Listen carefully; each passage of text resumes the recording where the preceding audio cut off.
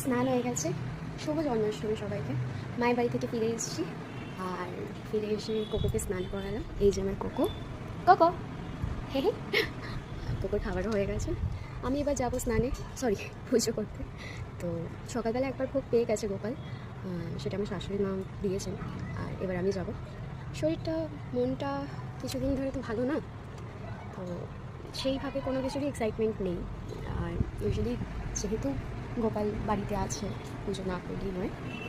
আর তারই বা কী দোষ, যে এসছে যে চলে গেছে। আর সেসব নিয়ে মন খারাপ করবো না, পুজোটা ঝটপট দিয়ে দিই। গোপালের জন্য আমার জোড়া গোপাল, দুটো জামা, দুটো মুকুট, দুটো গলার হার, আমার যা সামর্থ্য নিয়ে গেছি। আর বাকি তো মা এনেছি, শাশুড়ি এনেছেন।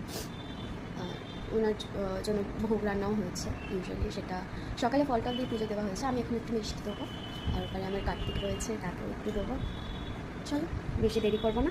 এমনকি বললাম গোপালের জন্য কিছু জিনিস নিয়ে এসেছি, সেগুলোই শেয়ার করলাম। আর সকালের গোপালের সাজ, আর তারপর আমি পুজো করতে বসার সময় গোপালকে আর কোকোকে কী বললাম।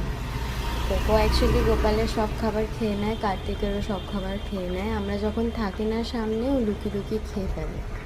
তো সেই দিনটাও আর খেতে সুযোগ পাইনি, কারণ সবাই আমরা মোটামুটি চোখের সামনে ছিলাম। আর এই দুষ্টুমিটাও করতে পারিনি। দেখেছো গোপু কী সুন্দর সেজে উঠেছে। আমার কার্তিক তো সবসময় কার্তিককে অ্যাকচুয়ালি ওপরে রাখার কারণ আমার ছোটো ঠাকুর ঘর, তো সেখানে সম্ভব হয় না ওকে রাখা, আর ওর ব্যবস্থা আলাদাভাবেই করা। এই দেখতে পাচ্ছ সন্ধ্যেবেলা আর এক রকম ভোগ পাচ্ছে। ইউজুয়ালি মাই গোপুকে সেবা করে, মা কি বলছে সেটা শুনতে পাচ্ছ নিশ্চয়ই। যে ওর সাথে বেশি সময় কাটা সেই এইভাবে আজকে দিনটা শেষ করলাম। শুভ জন্মাষ্টমী সবাইকে।